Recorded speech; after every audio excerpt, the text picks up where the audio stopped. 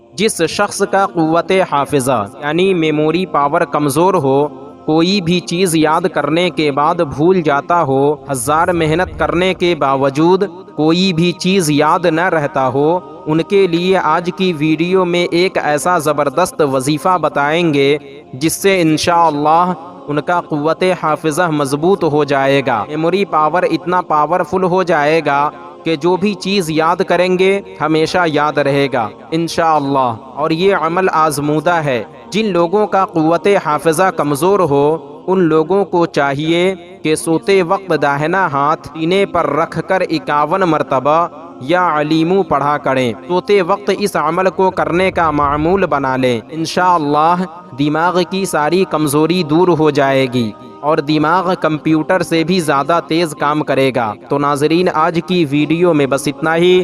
امید کرتا ہوں آپ کو ہماری یہ ویڈیو پسند آئی ہوگی۔ ویڈیو پسند آنے کی صورت میں ویڈیو کو لائک اور شیئر کریں، اور ابھی تک چینل کو سبسکرائب نہیں کیا تو ضرور کریں۔ پھر انشاءاللہ کسی دوسری ویڈیو میں ہماری ملاقات ہوگی، جب تک کے لیے اللہ حافظ۔